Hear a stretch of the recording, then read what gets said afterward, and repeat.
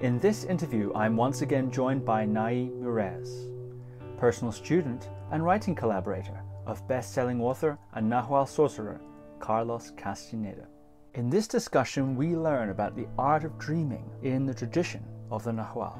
Nyei talks about the different stages and training approaches to the art of dreaming, including how to become consistently lucid, waking up in the dream, interacting with, and even changing the dream environment. We discuss how to identify beings from other realms, so-called dream scouts, and how to meet and communicate with other people, living or dead, while asleep. Nyei also discusses how to use the dream state to manifest favourable circumstances in the waking world, and how to defend against psychic or energetic attack from other skilled dreamers. So without further ado, Nyei Murez. Nyei Murez, welcome back to the podcast. Hi, it's great to be here, Steve. Thanks for having me. So I'd like to focus today on the art of dreaming. Many people will be aware of the idea of lucid dreaming, which is knowing that you're dreaming while you're dreaming.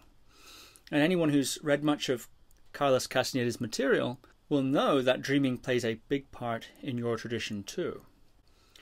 I think many people can remember Carlos's attempts to look for his hands in his dreams, to achieve lucidity, for example. It's a very memorable part. But there's quite a bit more to it than that. In the book Art of Dreaming, which you were involved in the writing of, Castaneda cites Don Juan on the subject as saying, "There are 7 gates, and dreamers have to open all 7 of them, one at a time. In this particular instance, since we're talking about the first gate of dreaming, the goal of dreaming is to intend that your energy body becomes aware that you're falling asleep. Don't try to force yourself to be aware of falling asleep. Let your energy body do it. To intend is to wish without wishing, to do without doing." And already there's lots of language there and a sort of frame on dreaming, which I think is quite unique. Can you tell us a bit about the way one learns to work with dreaming in your lineage, and also what your personal journey was in learning the art of dreaming? Yeah, and that journey is still going on, of course. So just a detail, I was involved in reading and responding to drafts of the art of dreaming. Carlos Castaneda, his writing, as we talked about a bit last time, he took writing as an act of dreaming. So he really largely had what he wanted to say really early on, and then it developed through drafts. And a word about that book, too. He wanted it to come out. He wrote it, and it went into the second attention for a long time before it came out into the world. So, and that's what we feel with dreaming, the practice of dreaming, the art of dreaming. When we're in, let's talk about 2 different kinds of dreams first, just to lay the ground to answer your question about the first gate of dreaming and all of that. Carlos and the lineage of Don Juan distinguished, in Spanish, there's soñar, which is, and forgive my accent, Spanish speakers, but this is what we call an ordinary dream, maybe phantasmagorical. We're dreaming about what we would say to the boss or whatever, or what we watched on Netflix or whatever it is. And then there's insomniar, which is not really in a way what we'd call a dream. We're sleeping, we've had a shift of awareness, but we're actually in what the lineage would call an energy generating world. So there's real actions going on, real interactions, and we can tell the difference. I talked about that sheen and that different mood that the book has. When you talk to someone and they're like, that dream was so real, I was really talking to him, and occasionally, rarely, you can corroborate the other person. You may have had that, you may have another perspective on the same dream. That's quite rare. But you wake up, you feel energized, you feel like it sets the tone for your whole day. Something has shifted, and sometimes those things don't. Generally, when it's an energy generating dream like that, it's not going to shift back. Like you may have had a conversation or an experience, or you've opened up your awareness in a specific way that it doesn't revert. So we want to make that distinction. The ordinary dreams are a great place for practice, but that's where I wouldn't be an expert in what's called lucid dreaming. That's a different terminology and a different paradigm. But we want to distinguish, because you can have an ordinary dream that's quite lucid. That doesn't mean that it's actually an energy generating dream or an actual transaction or interaction that's taking place. So those energy generating dreams would involve you actually shifted your perception to go into even another world or somewhere in this world. And that's done with the dreaming body or the energy being. And when we feel that well-being and that buoyancy, that's a link with the energy body. It's probably moved closer. And Carlos would talk about how the energy body for most of us starts out very far away. And it's us made of energy. It's a sphere of energy. It's our energetic twin. It connects through the heart, or what those seers call the assemblage point. And that's why we talk about the path with heart is actually the path of moving to these different positions of the energy body, of exploring, of learning. And we'll all have different things that we're interested in exploring and learning. But really, when we really take that on in that deep level, it's moving the assemblage point. The assemblage point is something Don Juan described. We are luminous spheres of energy, or we can say we have this physical body and the electromagnetic fields that go through and around the body. And then there's this other body, the energy body, that's just sheer energy, another sphere that connects at the assemblage point, which is the point they see a really bright spot, seers see a bright spot on our luminosity. Usually it's about an arm, behind the shoulder blades, about an arm's length away.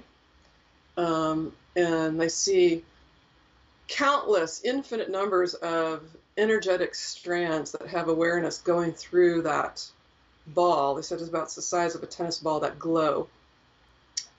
And they could see that in sometimes like extreme conditions, or when one is sleeping, that glow moves. When we go to sleep, it moves on its own. And they start to really explore this systematically, and they came to understand that you're shifting a part of the universe that you're actually in and perceiving and experiencing and interacting with. So another description of this is breaking the parameters of perception and perceiving more than we think we're capable of perceiving. And so this is what they call the art of dreaming, is to do this with order, with cohesion, with sobriety. So you asked about how people are trained to do this. Well, different, and in the stories that Carlos Castaneda and his colleagues, Florinda Donnergrau and Taisha Avalar, have written about, they're all trained in different ways. So some of it's individual. In general, it starts with what we call the recapitulation.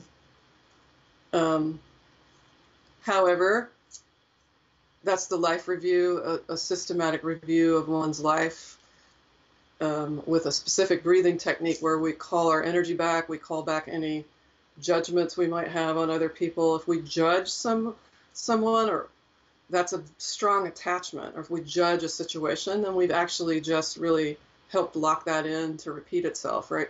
So the recapitulation, we can breathe that back and exhale any judgments we took on, knowing or unknowing, right? If somebody might have fibers that's stuck to us, and we start to free our energy, we start to tell a different story about our lives. Most of us, our stories are pretty unexamined. We have an event, we might talk about it in a certain way, but that story becomes fixed in the awareness of when we were 5 or 10 or whatever it is. And we want to bring the breath and the more developed brain and the continuous enhancement of our awareness as we gather energy. And we start to tell a different story. We start to have more energy for lots of things, but in terms of dreaming, that takes energy that we normally put into defending ourselves, into being offended, into what Carlos called self-importance. So when we free that, we naturally will have the energy being, the energy body will come into play. We'll have more energy, we'll be more creative, we'll be more innovative, and in terms of dreaming, we'll be more capable. We'll start to have the energy to, for example, cross the first gate of dreaming. It takes intent, takes effort, but it also takes energy. And so there's different descriptions, and if you read The Art of Dreaming, you can't nail down one description of what is crossing the first gate, because it's very multi-layered. There's mystery to it, and we're using a language that we use in daily life to describe something that is really outside its range. That being said, the first gate of dreaming, the key is being aware that you're in a dream and being able to hold the elements of a dream steady, the way we can hold this conversation relatively steady. You're in a boat, there's some books behind you, I'm here, I've got some flutes, there's a Oaxacan pattern, and that's consistent. If you look up and look away, you can look back and you'll still see this Oaxacan pattern. And Carlos Castaneda wrote about the moment where he made that shift from just seeing energy as a child, as a baby in the crib, and to it turns into furniture and walls and nanny or whatever. That world had to be assembled. We had to get our assemblage point or our orientation to reality to fix, to really actually be here in this agreement, in this assemblage point that we call the everyday world. So part of our training is to understand and to recognize and to practice in the daily world. That's probably the biggest part of the training. So that's where the recapitulation is necessary. If we are fixated on, for example, my habit when I walk into a room, different people will see different things. They'll walk in differently, the whole thing. And it was, pointed out to me, my habit is to look at who's in charge. That's one of the things I'll look at. There's who's in charge, and I'm either their best friend or I don't like it that much. So, that is learned. That is cultivated over time. So the recapitulation, we're systematically going to be aware of that. If I fell into that again today, at the end of the day, or in that moment, if I have a minute, I can just breathe it back and be more conscious and look around that room and, wow, there's people I could collaborate with. There's people I could listen to and observe. There's so many other things. I could look at the structure of the room. I could listen to the bird outside. There's all sorts of options. So the fun part is, my teachers would say, we're looking for, how do I go to other worlds? It's like, well, first you've got to arrive in this one. And most of us haven't quite, we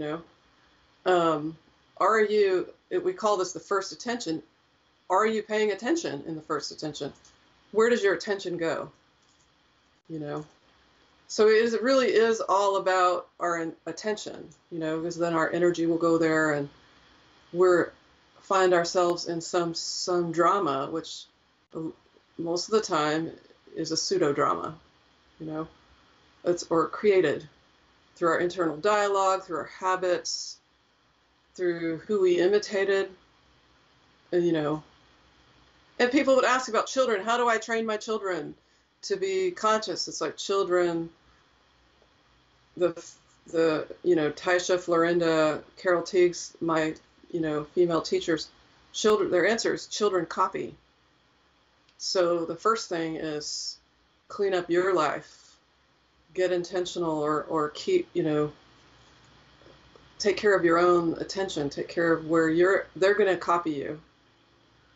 And you see this, countless times. I mean, one example that comes to mind for me, let's say, women are really coming out of this idea of body shaming, right?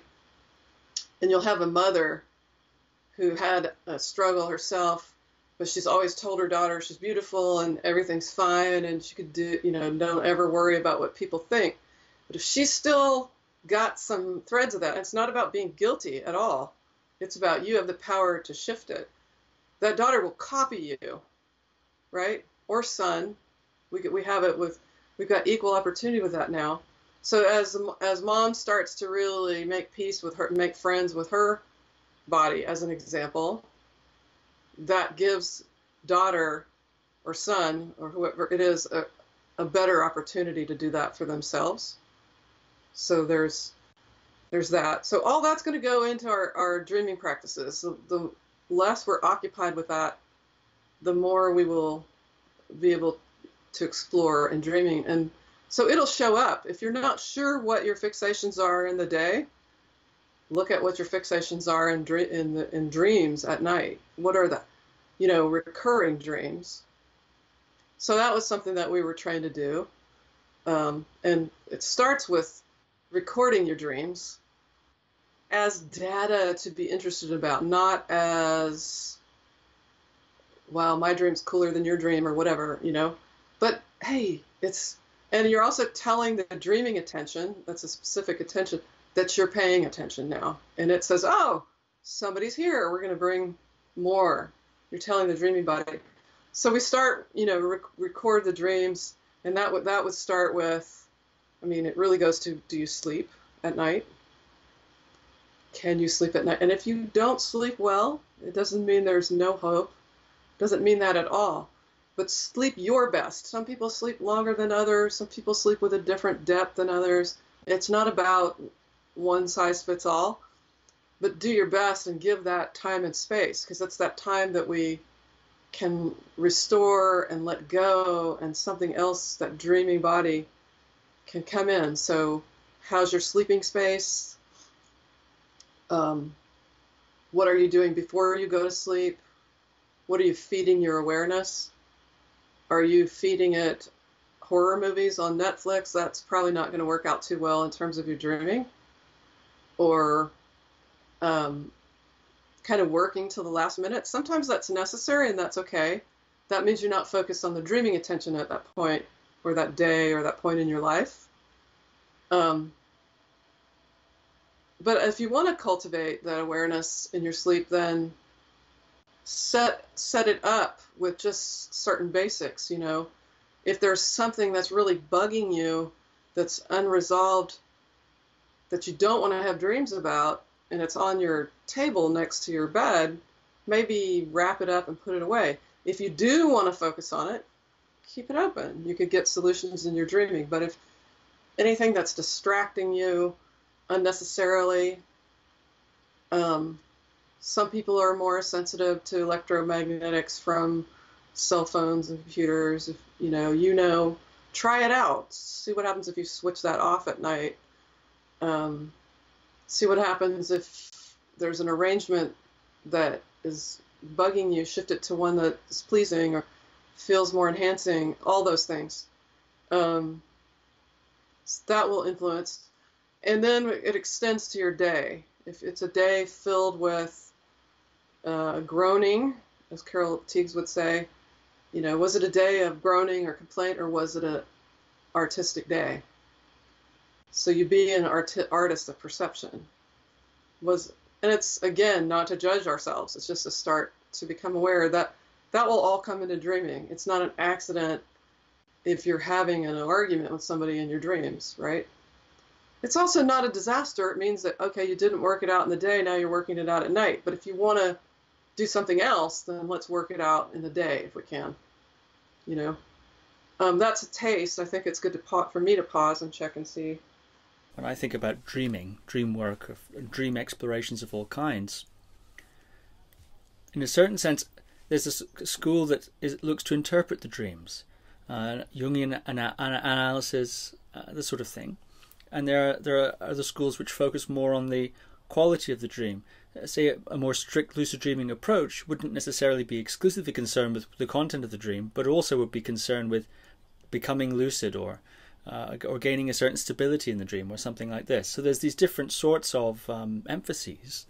I'm wondering to what degree, it sounds like there's a bit of both in what you're saying. So I'm wondering to what degree one interprets the contents of the dream and how that's done, if it's done, and to what and what are the further steps beyond that stabilization of the dream environment, if you want technical or mechanical steps that one might do within the dream regardless of its content. Okay, so that's really, I'm going to take that as two questions. So to what extent are we in this lineage engaged in interpretation of the dreams? That's a distant second to to the effort to become aware in one's dreams. That being said, it's a well-known thing that Einstein, for example, said he found some of the solutions that he brought out in his dreams. And you hear that any creative artist or explorer, you hear a lot of field will find solutions in dreams. So I don't know if that's interpretation per se, but that's one aspect. It will show you things. Again, what are the patterns or repeating patterns in your dreams? That will tell you a lot. That's great information for you about what you're doing in your day. And then in terms of interpretation, we can do this without getting overly serious or writing a manual, or trying to pin down one interpretation. But there can be very, very helpful things that we discover. And I wrote to you a little bit about, for example, we can take, if it's a dream, a lot of interactions with other people, you can take everyone in the dream as an aspect of you. If it's not an energy generating dream where you're actually, interacting with others, even if you are, but that's another story. But, let's say there's somebody who is kind of wild and crazy and shouting, and there's somebody who's hiding, and there's somebody in the middle trying to work it all out, and there's somebody coming in off the street, brashly as one. What if there's one party that sort of feels wild and shouting and out of control, and there's another part that's hiding about something, and another one that's trying to work it all out, and another part of you that's just wanting to take it over without any kind of nuance, the situation, that it can be really, really helpful. It's definitely helped me when I look at things that way. It takes us immediately out of other dramas that we might be, well, I'm the hero, or I'm the savior, or I'm the victim, which we get into in daily life too, So that to me is a really helpful way to interpret sometimes. Sometimes if I see someone in a dream, it tells me, okay, I'm going to reach out to that person. I might see them playing their music or struggling about something or who knows what, and it's somebody I know that it's good to contact. I reach out. And I may say I saw you in that dream, or I may not, depending on whether I think it'd be helpful for them. And sure enough, it's quite astounding sometimes, what the dreaming body will show us that is beyond our linear perception. And it also is an encouragement when I have dreams like that.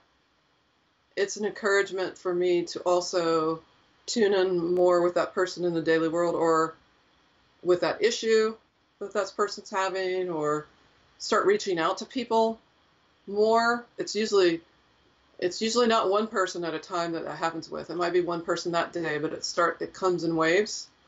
So it's time for me to really reach out and check in on people that I'm working with. It can be that. So in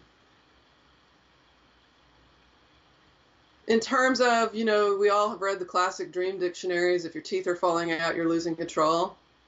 For me, that's, of course, there's no dogma about any of that. It's find it out for yourself. If it rings true, then great. If it doesn't, then move on, because I think we all have different symbols and languages in our dreams too. And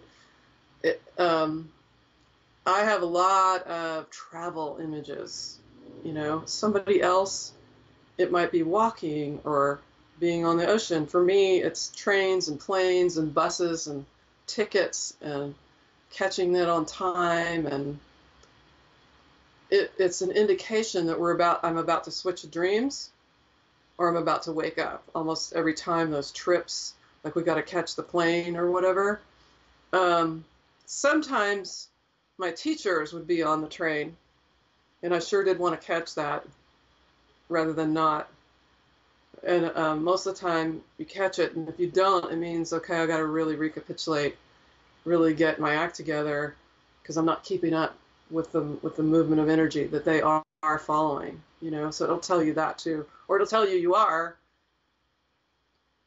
Keep going. So, I mean, it's no end, right, to the world of dreaming. Sometimes you get humorous messages, sometimes they're scary. Sometimes it's something's not going the way you want. Like, let's say I feel I'm missing that train. Let's exercise the dreaming attention and shift the dream and get on the train,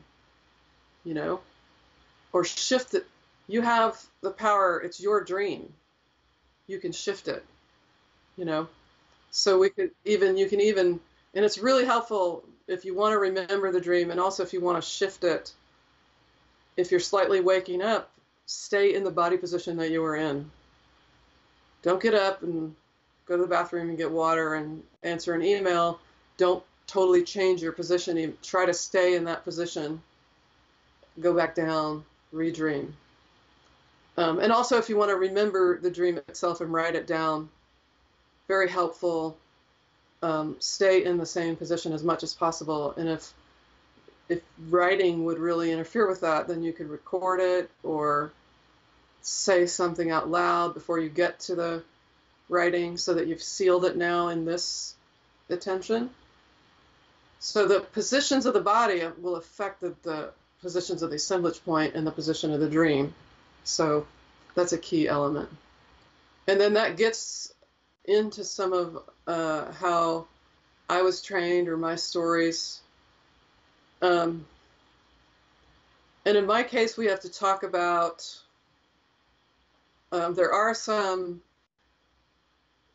differences with women and men. It's a spectrum. Some women might have traits that are more like men and vice versa, and we're learning collectively gender is a spectrum, and so some of these traits will be a spectrum, but there are tendencies, And with women, women have the womb, which is considered a natural organ of dreaming, so the second brain. Does it mean they're better or smarter? No, but it means they have different proclivities, different abilities. So what Don Juan said to Carlos Castaneda about this, and he wrote about this in the book Magical Passes, in the chapter on the series for the womb, but he would talk to us about it, and it took me a long time to even hear this, which tells you how deep the socialization is. He said women who have this natural organ of perception, this natural proclivity for dreaming, which means finding new areas of perception, new possibilities, very generative, innovative, naturally, have been heavily socialized to be indifferent about this. Doesn't mean all women, it doesn't mean only women, But I can raise my hand on that because I have a lifetime of all these interesting, colorful dreams, and I notice if I drink coffee, it gets a little fearful, and they go on forever. And if I eat this, or if I sleep in this position, or I, you know, do this breathing meditation beforehand, I can see the shifts. Sometimes I can even remember very well if I do get up and go and get water and come back, I can still hold on to it, not always. So I would also just was a little bit like took it for granted, and I have to really work at that, and I may have told you, I have all these years of facilitating at workshops, and working with teacher trainees and all this, and it took me a while to catch on to the plot. But, for example, a man will come up after the workshop and start telling me in vivid detail about a dream that he's had. And I'm like, oh, so when did you have that? And I'm thinking last week or 2 days ago, and it'll be, oh, that was 20 years ago. And I'm like, what? Why are we talking about it now? Because whether he may have had only that one experience that he remembers well, but he cherishes it. I had had that last week, but I may or may not remember it. So part of my training, that gets into the recapitulation, that socialization to be indifferent. That's over centuries. That women have this power, and then we're supposed to ignore it, or it's no big deal, or you're a little crazy, or whatever. If you do ignore that, you probably, at least in my case, I will be a little crazy because there's some part of me that I'm not honoring. It's just like dreaming is related to our creative expression. And if we're sitting on our heart's passion because we're not good enough, or we're too young or too old, or Sarah was better, or whatever, it makes us a little bit mad, or it'll make us ill. It'll make us restless. It'll act on us, right? So, the sobriety is really to give dreaming the space, to take time to write the dreams down or tell it in a thing, and then maybe if there's one that really still talks to you, tell someone else, tell a conscious witness. You'll see other layers to it, and sometimes even we will recapitulate dreams, if you have certain things that you get stuck with. I'd have a recurring performance dream. I'm a musician, so there's the inevitable dream that it still comes once in a while, not as often as it used to, but it's there's a music performance that I didn't know about, and there's no sheet music on the stand, and I've got to suddenly play like a Bach sonata or something with a quartet, and I don't know what to do. That tells me I need to recapitulate. There's probably something I'm involved in I'm not really prepared for. I need to really do my preparation. It can be a cue for that. It could be what I ate. The womb is an organ of dreaming, but we all have dreaming capacity. We all have a assemblage point. We all have energy body at the heart. So men, have dreaming capacity as well. But one thing that we're all affected by in dreaming is the liver. That's also an organ that really affects our dreaming. So if I had an outlandish dream, I might tell one of my teachers, and they'd be like, what did you eat? And I'm like, is that what you're going to say? Why are you not taking me seriously on this? Like, well, what did you eat? Yeah, well, I ate that weird cheese before I went to sleep, So then I had the nightmare, and it's not really any more complicated than that. So by contrast, if I take care of this body and I'm nice to the liver and I do things that are nice to it, then I have a lot more room for energy generating dreams that where I see something that I didn't before, that I go somewhere I haven't been before, or somewhere I have been, but I'm more conscious about it. I don't know, it's different for different people. I've heard people tell me, and I've had the experience too, that you go to a neighborhood that's very familiar, and in the dream, it's your neighborhood, and you know the routes, as you ride your bike or walk around at different times of day and different seasons. And you wake up and that's not where you live. It's not someplace you've ever lived here. It's not your home. It's operating at this other level. And it's very interesting. And to me, if we, again, without being self-important, but start to give that space in our awareness here, it'd be very interesting what can happen. So the procedure that you're laying out seems to be partly it's how one attends to one's daily life in terms of recapitulation and looking after the body, setting up the sleeping space, this sort of gathering energy, but also directing the intention or attention towards the dreaming realm or the dreaming dimension of life. And then this stabilization of the dream, which I'd like to ask you more about, and then there's steps after that. So assuming one is doing some of these daytime procedures that you're describing, what are the methods to stabilize the dreaming attention? In the books, as I mentioned before, Don Juan gave Carlos Castaneda the task to look at his hands, and maybe you can explain why he was given that task, and how does one stabilize the dream? Yeah. And how did you do it? There is that moment where Castaneda finally has success looking at his hands, and he makes some progress. He has a bit of a breakthrough. I'm curious if you remember a similar first breakthrough. Okay, so to talk about how to stabilize the dream, and then I'll talk about my experience. So what we can do is set the intention before you go to sleep. One thing that will facilitate that is set the intention to become aware of falling asleep, which to this mind is almost impossible. It's like, how can I become aware of that?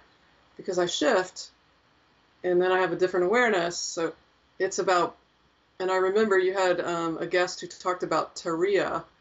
I love that word.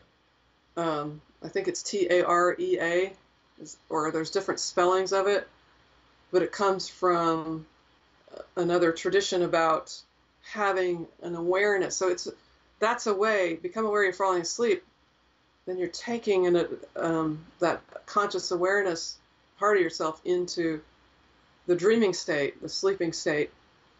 And the other is to set the intention to find your hands or to find a specific object. And I did find the back of my hands. I remember it was a long time ago, and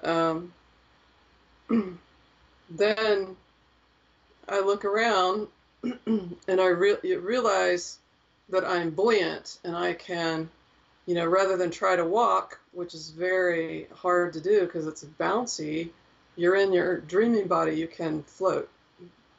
And then in my personal case, I remembered, I did not have this memory before that. I used to lie down on the floor as a child, and I would float on the ceilings. I thought that was so much fun to float on the ceiling. And then when there's a door, door frame, float this way, because that's what you do on the ceiling, and just play around. And so what we all recognize on some level is this is natural to us. We do this when we all have different things, but I did it as a kid in conscious awareness, float around.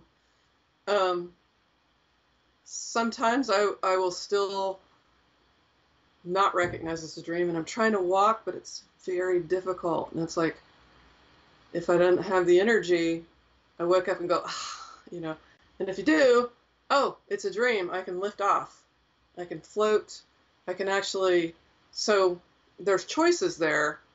If you can float, my desire, if I can float, is to float around and go other places.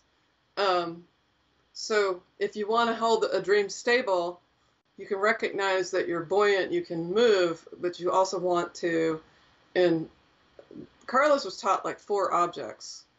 And that's what we do with the daily attention. We're not looking in detail at every object in the room, but we're establishing, okay, there's a frame over there's a window, there's a carpet, there's a bulletin board. So then I would just practice in waking awareness, frame, window, carpet, bulletin board, frame, and just practice gazing. If you do that for a while, you will enter a dreaming state. and my colleague Renata Murez sort of led a group, even online. You had a whole bunch of people that really basically went into a dreaming state. We were all gazing either at the room we were in or if people were at home. You share, you pick your 4 objects. It took a while to get out of the state of silence that everyone was in. And Carlos writes about this too. He's gazing at leaves and he ends up being right next to the leaf. That is a very orderly way to train. That type of procedural training is not my strong suit personally. For me, I have to breathe, make sure that I'm not watching something weird, try to resolve dilemmas before I go to sleep. A little more non-procedural stuff so that I will have enough energy to remember to look around in that way and not get distracted by what it means if there's that actually gets into a whole nother realm of dreaming though. That's maybe not a distraction. But get distracted by something else, like, is somebody looking at me? Am I okay? How's my outfit? Is that because of your typology? Are there different sort of typologies? You appear to be focusing in a sense on gathering energy and creating a kind of, I suppose, setting the stage, energetically speaking, for that to occur, whereas somebody else might take a more procedural route. Does that illustrate a difference in typology that's categorized in your lineage, or is it different strokes for different folks? I would say it's probably a little more different strokes for different folks. If you read, Florinda Donner Grau, Being and Dreaming, she could go right into dreaming. It's just that she would have nightmares, so she had to recapitulate, and then she's just in dreaming. She can hold a dream and interact in dreams. I wasn't at that level, but I tend to be, it's a natural proclivity. So the procedures, some of them, we all come to it the way we come to it. And it's good to sometimes go against type. So for me, the training now is to be as procedural as I can and then let it go when it is time to let it go. In other words, I am in an energy. I can bounce up and float around and look around. Then I can let go. I don't have to be rigid in that. And that's why I would get, be asked to work with somebody who's very procedural, and you can learn from each other. And so you see different descriptions with different students of Don Juan of how they learn and how they practice and, what their challenges were. Carlos had a big challenge of fear. He's not a fearful personality, but he had a lot of fear in that inorganic world. And I remember as a young reader, I'd be like, why is he so fearful? And then it's like, oh, this is a really disciplined practitioner who worked through that. So, and it was residual things that were left from things that he had to recapitulate. It wasn't that he was a timid person, And so, for me, I have to face the challenge of distraction. And, Carlos just lays the gates out in order, but sometimes they're not linear. And we will get in that, they say it's the realm of the third gate. The energy body just really loves to look at detail. It'll just go into a universe of detail. It's like, oh, look at that camera. And we could be here for, ages. And we have to overcome that tendency. That's definitely a tendency for me to overcome. It's like, so you go back in a weird way in a third gate, you have to go back to the first gate. It's like, okay, I got to hold this dream up with a deeper connection to the energy body. That takes a lot of energy and effort, and you have to want it too. There has to be the desire. Yeah, that's so fascinating. Let's say somebody is getting some success there with stabilizing the dream.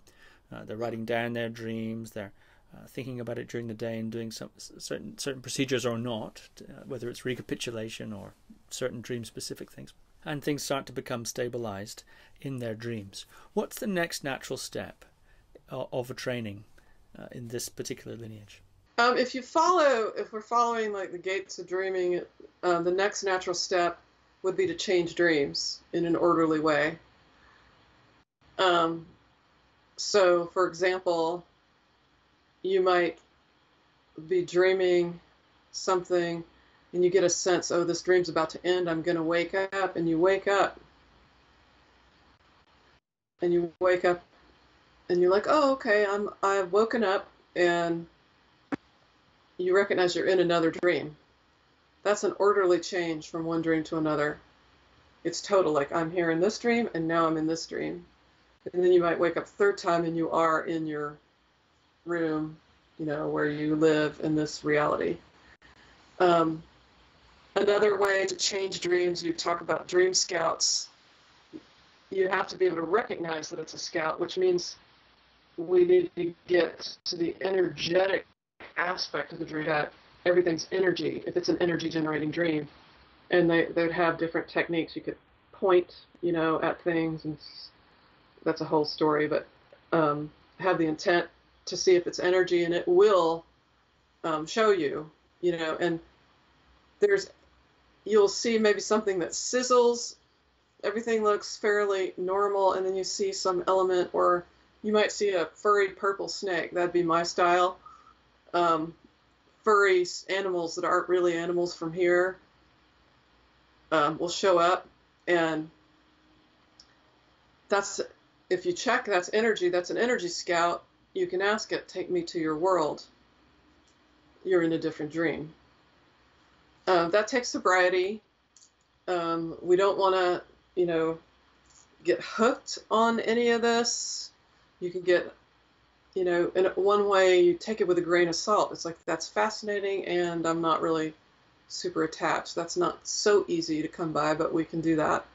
Could be easy. Why not? Doesn't have to be always arduous. That takes some effort, at least for me. And that's another way. Sometimes you just find yourself in a different dream. The challenge, usual dreaming intention would be, oh, I was here, I didn't hold the focus so much, so I just slid over here, then it slid over here, and we have to watch that in the daily world. We went to the movies, we don't need to talk about that at the business meeting the next morning, right? So we don't need to slide one dream into the other where it doesn't really work, or you're still occupied with that argument at breakfast when you go into the, play with your kids or whatever. It's like finding ways as much as possible to complete that interaction in the day. It will help you at night to make those shifts in an orderly way also. And just on a really simple level, it's like, I don't need all my files on my nightstand. I'll put them in the file cabinet, so to speak, That helps us, have that order and cohesion. So that's really the second gate of dreaming. When we talk about energetic scouts, we're talking about the inorganic world. So an inorganic being is a being that has an organism, with an awareness without an organism. So it is also luminous shapes. It's not always a ball. It can be lots of different shapes. Some people go into that world in dreaming. You might feel like you're running down tunnels, and there's beings in those tunnels and things like that. It seems to be different. It's different for different people, men and women. Again, there's the spectrum, but it seems to be a difference of how that runs. What's the typical difference between men and women? Men seem a little more fascinated, or that world seems more fascinated with them. Carlos Castaneda said the universe is predominantly female, and that masculinity is a more late development. And in the inorganic world, it's a female world. So when a man comes in there, that's so, they love it, and they, so Carlos had some challenges there. It's like they want to keep you there. They want to, sweet talk you or salesman talk you into certain things. That's not so. Well, he writes about it in some in The Art of Dreaming, but like there comes a certain point where Don Juan realizes the dreaming emissary, which is an inorganic being that has connected with Carlos, is starting to interfere with his dreaming. And Don Juan said, that's not freedom. We don't want that kind of interference.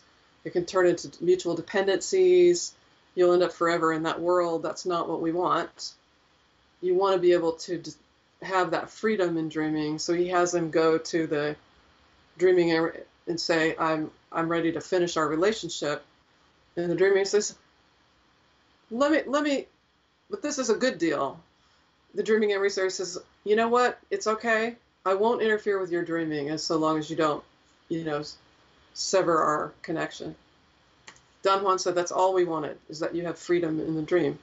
But you have to be able to, and if we try to handle that stuff with the mind ahead of time when it's not relevant for us, we can can sound a little bit crazy and we can go wild with some mental ideas of it. But again, he had the energy and the discipline, and he would listen to Don Juan, and, he was able to make his way. But you would see people coming to talks that were like, they could just shoot into the inorganic world, but they didn't have any sense of freedom. They didn't have an overriding purpose. You can get caught like in that second gate and in that world. It's not something to be overly fearful of. It's just, don't be in a hurry, right? And in this lineage, just remember the idea, the whole purpose of the lineage and the practices is freedom of perception, not, dependence of perception, dependency. So that's not really an issue with women. They can have, one of my teachers had a little inorganic being that would come and massage her neck. She had a crick in it on an airplane or whatever, and it was fine. There's no dependency there because they don't care. They're not trying to keep a woman because they're female. It's not that unique to them. So I really don't personally know what it's like, because I'm not a man, but this is what I understand. How does one begin to, in dreaming, recognize the presence of these inorganic beings or these dream scouts? A quote here from Don Juan. He says in The Art of Dreaming, "Dreams are, if not a door, a hatch into other worlds. As such, dreams are a two-way street. Our awareness goes through that hatch into other realms, and those other realms send scouts into our dreams. Through that hatch, currents of unfamiliar energy seep in. Then the mind or the brain or whatever takes those currents of energy and turns them into parts of our dreams." So how does one begin to become aware of the presence of these dream scouts or inorganic beings? Well, it's predicated on that other step that we talked about where you hold a stable image of a dream. And if you're able to do that really consciously, you'll notice if the furry purple snake comes in. There's a furry purple snake that just came in here. Let's check that out. And you can set your intent to find out, is that an energy generating being? And if it is, it'll sizzle. You look at it, everything else will disappear. And then you choose to have the energy. You ask, do I want to go into this world? You ask, take me to your world, or you don't. And we've probably all had those experiences. Again, it's not necessarily linear, the progression of the gates. You might have had scouts come to you, but you just said, oh, I had a weird, furry badger with rabbit ears. This is my experience. Other people it might be a clock on the wall that has a funny shape to it, or a funny mood, or it moves its hands, and it reaches out or something. Who knows what, It could be anything. It could be a door. So different people will have different things. Mine come with, the way they do, but that takes energy to recognize it. So it's just have the energy, have the intent. And for me, it can be very helpful. Write it down or say it out loud, I am and Carlos was taught this, I'm a dreamer. I am a dreamer, meaning I'm dreaming those kind of dreams, energy generating dreams. I am an impeccable dreamer. I intend to find my hands, or I intend to become aware I'm falling asleep first. And when you have some consistency with that, then I intend to recognize scouts if they come into my dream tonight or this afternoon or whatever it is. Yeah. Intent is a very specific word in that lineage, and it means connecting with the intelligent force of the universe. But it's connecting our will with that greater will. So a lot of times it's like, my intent. Well, if we really get out of the way, it's you connecting with that bigger thing. We have a lot better chance of that succeeding. So it's not just I'm trying, I'm setting an intent. Different mood. What's the purpose of the dream scouts? Presumably they're not just laying around waiting to be recognized. If one wasn't to recognize them, are they up to something when they're coming in from these other realms into your dream? Do they have objectives of their own? I don't know. For me, I mean, the way I think about it is they're curious, and they've sensed a curiosity with us, or they wouldn't be coming around. And so it's like that, what you read, that these dreams are, sort of like it's the interim space between our world and other worlds. So they're curious. They see somebody who's becoming aware in dreams. They're going to see a different energy on that. They probably come and they're checking you out as much as you're checking them out. And they could have all sorts of intentions, just like any encounter you have. If you travel somewhere and you stand out, you're somehow wearing your I'm not from here sign. The locals might get curious, right? And you'll be curious, and sometimes they'll be friendly and not. It's usually going to be a function of what your mood is. So that's where we don't have to be so afraid. It's like if you're really clear on your intent, I don't think there's much to fear. If you're caught in, I'm trying to have power games, you might have inorganics that are coming in that'll try to sweet talk you. And Carlos, like they said in his ear, you never have to leave. You don't even have to breathe. And he's like, wait a minute, and he wakes up and he tells Don Juan, it's like, that's again more for men. And yet it's a different time. He actually, in bringing that out, kind of took a layer of the fear off of it for all of us, Carlos. And, there's, as he said, the sky's the limit, what you can explore, what you can find. Just don't get caught, just like in the daily world. We can go into something that's really cool, Somebody could become a famous rock star. Let's not get caught in the fame game, right? That's probably not why they started. And if it is, and that's what they achieved, great. There's no conflict. But if you were doing it like, I want to deliver an uplifting message to humanity, we have to have some will and some intent and some consistent intent to keep that rolling, because you'll get all the temptations, right? Of, no, sign this contract, right? So it's parallel in the dreaming world. Something that's always fascinated me, I've heard stories from your lineage of two people meeting in the dream. Two practitioners say they can intend to sort of rendezvous in a mutual dream. Can you talk a little bit about that and how that's achieved? Yeah. And Don Juan called that dreaming together. And again, it's a matter of intending. And, you can practice together. If those two beings want to meet in a dream, they can practice sitting in silence together, maybe in their separate spaces where they are, where a lot of us are still in quarantine or whatever we want to call it.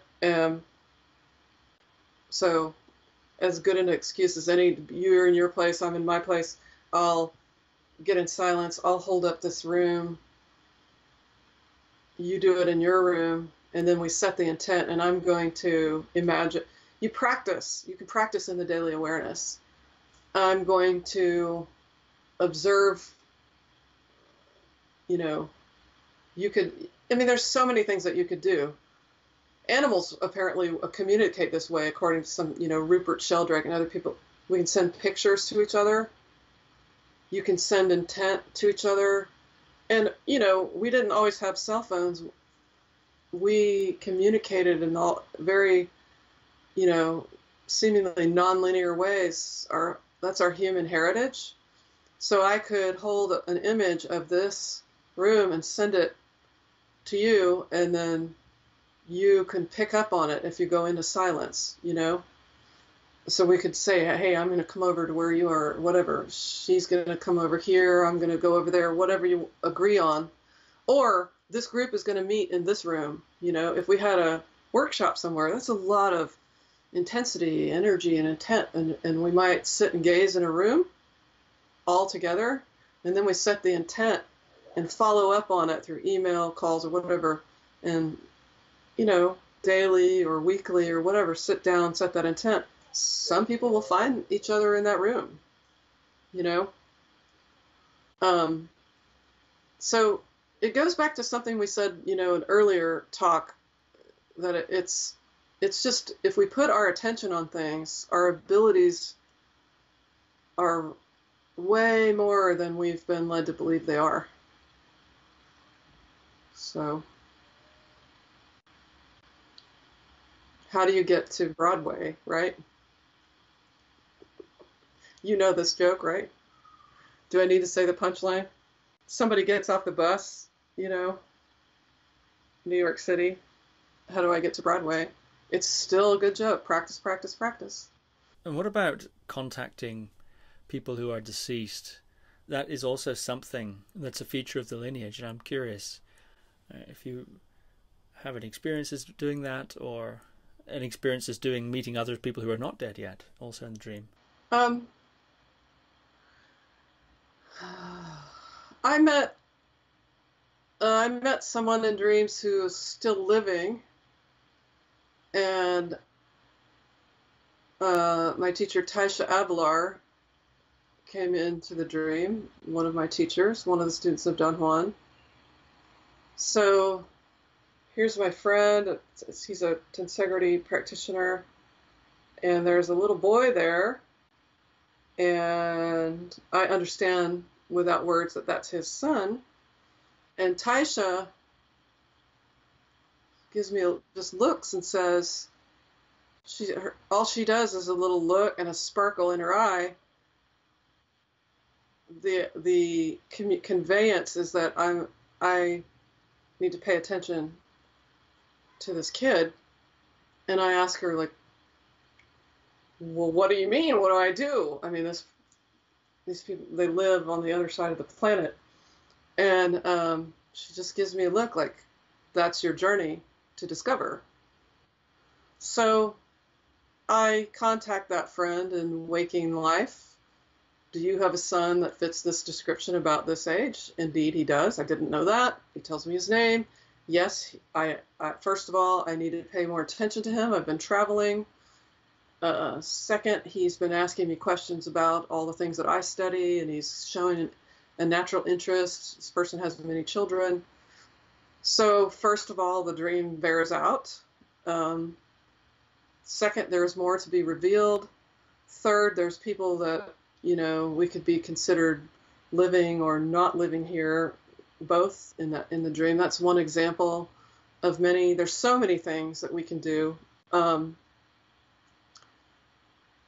Carlos would talk about pulling strands of knowledge to us. There are people who have passed away who have tremendous knowledge about different topics. And we could just ask, hey, Tesla, would you mind helping me with this electrical issue? Or, whatever your proclivities are. I'd like to ask Martin Luther King about public speaking, and more than that, about passion, about holding an intent beyond his person,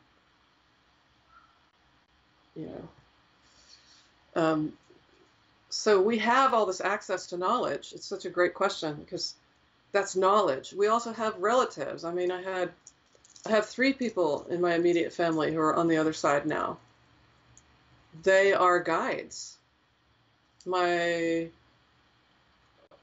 firstborn oldest brother came through during a breathing practice the other day, and I was doing it with a friend who was facilitating for me the breathing session, and I started seeing him and his memorial, and she goes, "Oh, your brother's here."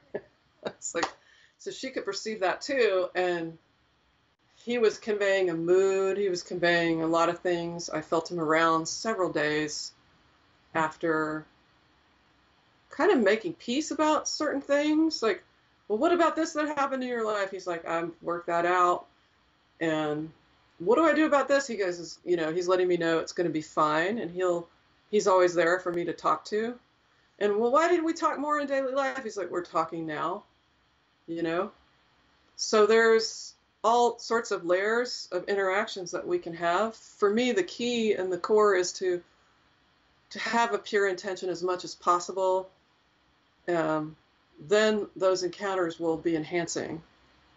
We can also have encounters with kind of noisy ghosts, that haven't maybe happily crossed over fully, or there's unresolved things. To me, number one is don't buy into the fear of that. At first, I had that happen one time. I'm sitting talking to a friend on the phone,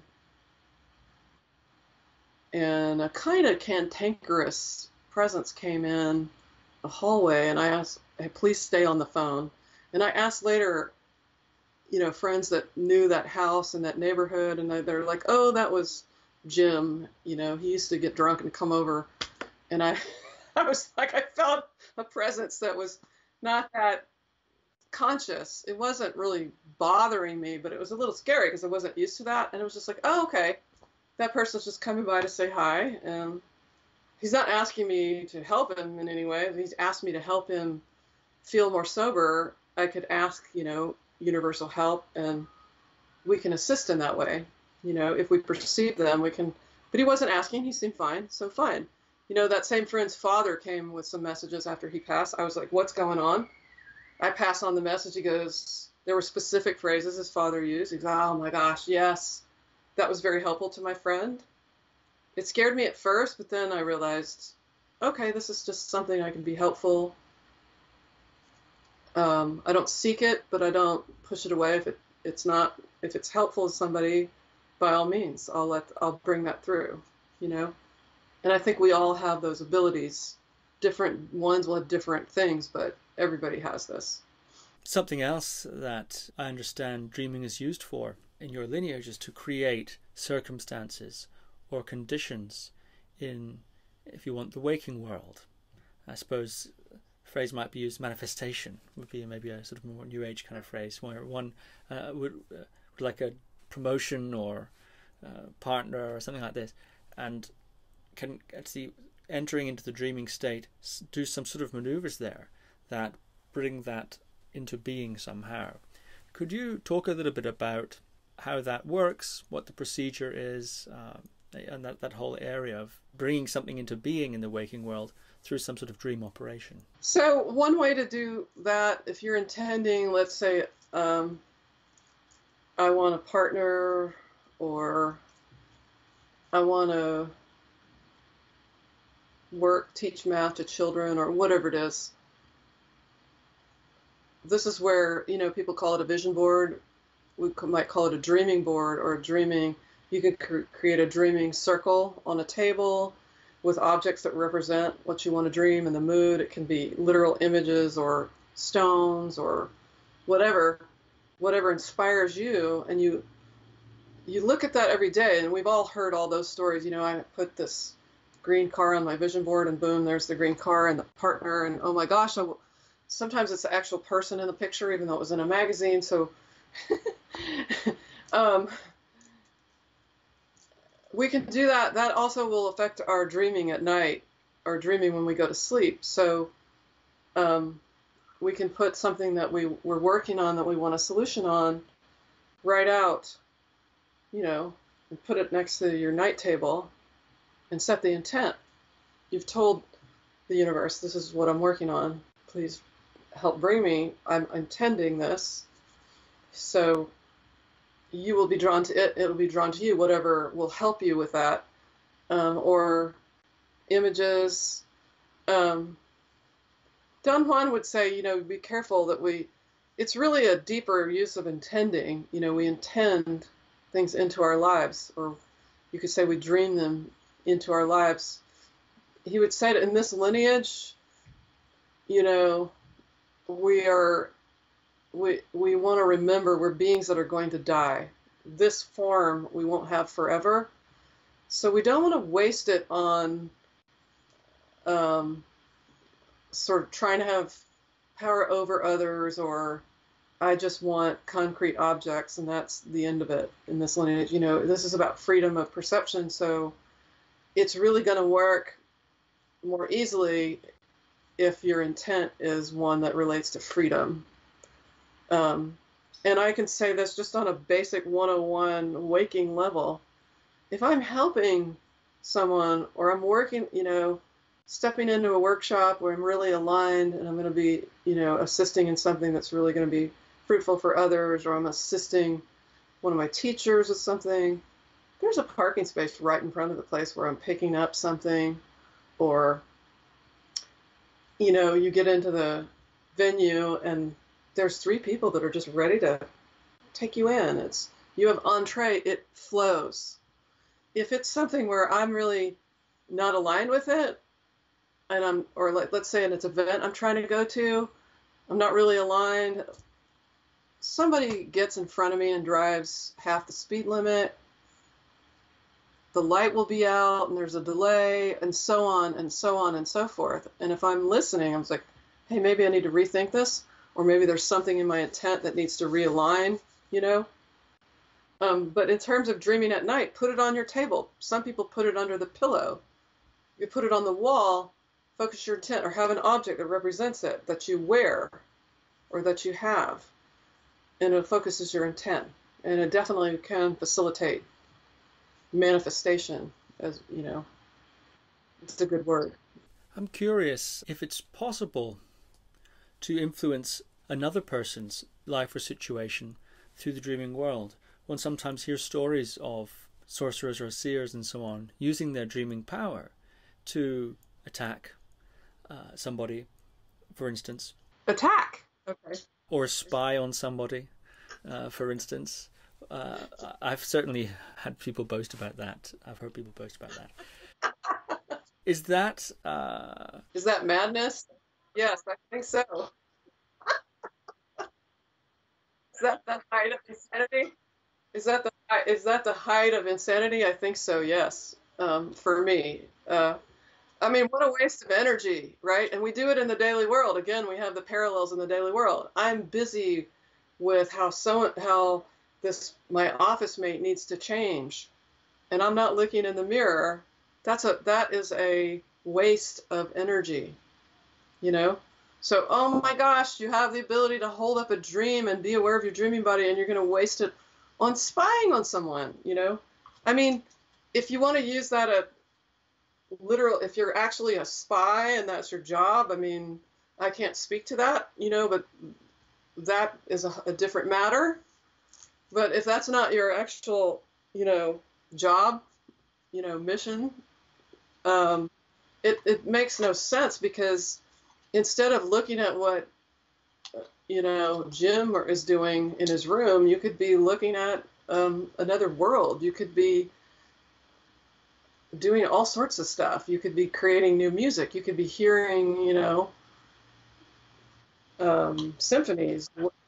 Man's capacity for petty use of power is certainly staggering. But has anything like that ever happened to you or someone you know?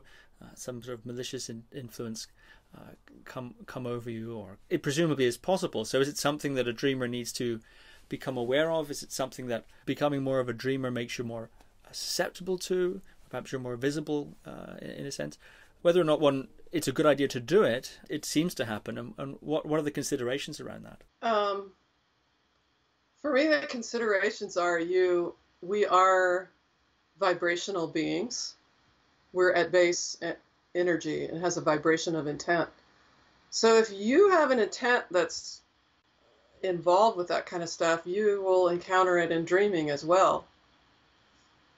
And you'll encounter it when you step out the door too, or before you step out the door, So, I mean, I definitely had experience where somebody who was very focused on me as a person, but that was their experience. They're like, "Oh, I was in your room," and I was like, "Good for you." I mean, I don't want, it didn't feel like a threat to me. I mean, and it's not to make fun either. I mean, it's just that really had nothing to do with me. I don't think they could really affect me doing that. That's really more about them, and it was a cool experience for them that they could do that. So, you get in a way what you are, or what you're embodying, what you're focusing on. So, I mean, I think Carlos wrote about his experiences of going into the UCLA offices, graduate offices, and finding out who it was that was stealing copies or whatever from the copier. And Don Juan was like, yeah, okay, I mean, if you really need to know something on the other side, I think your dreams will show you. I've definitely been shown that. Like, I've been shown others' intentions that I was intentionally or willfully blind to that it really is better for me to know. I wasn't necessarily trying to focus on that, but I was given that, and sometimes I would just really still want to deny it, but I had an open out dream, with most of my peers and my teachers, and Carlos is there, and you see one person's intent is really clear. If I get overly focused on that, then I'll be doing that. So it's also showing me, watch out that you don't get into that. This was someone that was literally gazing at their navel in the dream. And, hey, watch out. That's also a cue for me. So we never kind of get off scot-free like, we've discovered him. It's also, first of all, not convenient, to see that. And second, it says, heads up, That's how I take it. Otherwise, it's 5 minutes to crash point if I start getting all righteous about it, Fascinating. Yeah, this has been very interesting indeed. I'm wondering, as somebody has received a great deal of training, had a lot of experience in this dreaming art, I'm wondering, are you every night dreaming in this sort of way, or is it because it's sort of come and go these days? Or I'm curious what it looks like as someone who's an advanced practitioner of this art of dreaming. What I have is, at the moment, I seem to be getting a lot of information about people that's helpful, potentials, possibilities. I see someone doing their art or their music, or I see someone reconnecting with their son, or I see something new coming in that, they're walking into something they always dreamt of. So that's really a nice thing. And that tells me, my focus right now is on facilitating for others, and, creative expression as part of our healing or part of our wholeness. So the healing element is coming into that. So I might get dreams also about something that would be helpful to someone's healing, or my own. We have to start with ourselves. That's happening a lot. And what I do to facilitate and sort of stay out of the way, so to speak, my natural, I don't know if it's natural, but my habit would be media junkie, social media, whatever it is. So I do less of that. Try to quarantine that, put it in its place. That helps a lot personally with my dreaming. Literally being more quiet right now in terms of how I move about. Everybody doesn't have to hear me. That creates a different fluidity in dreams. And then the sounds, if if I play my instruments, if I play flute, if I do singing, if I do breath meditation, those in particular really help me going to sleep. Also, just those simple practical things like not eating after a certain hour. Give a few hours before you go to sleep if you can. If you have blood sugar issues, you adjust, and everybody has their way. But so in a way, it's like not filling up the dreaming attention and the body with unnecessary stuff. Gets that out of the way. Sometimes I will put an intent forth.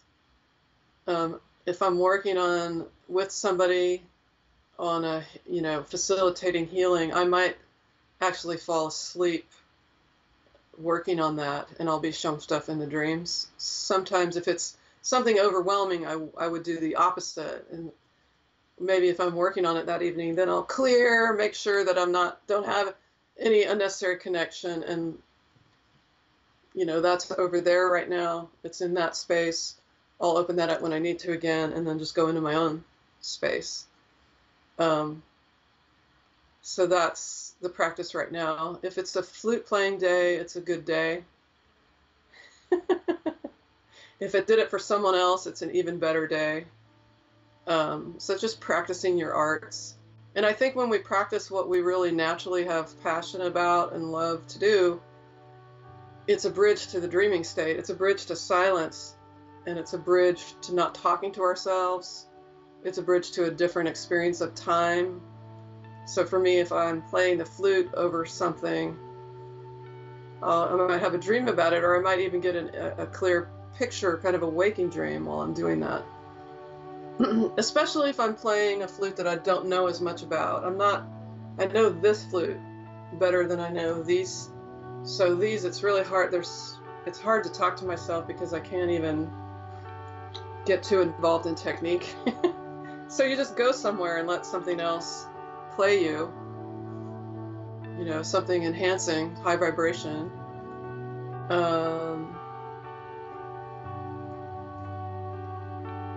That naturally takes us into a dreaming state. And then if I do listen to stuff in media, I try to make it uplifting, and then it'll translate into the dreams in really interesting ways, and I enjoy that, and it's fun. Listening to songwriter, and then I will start seeing song lyrics. That's exciting. Nyei Murez, thank you very much. Thank you, Steve. Enjoyed this. Thank you. Thank you for listening to another Guru Viking podcast. For more interviews like these, as well as articles, videos, and guided meditations, visit www.guruviking.com.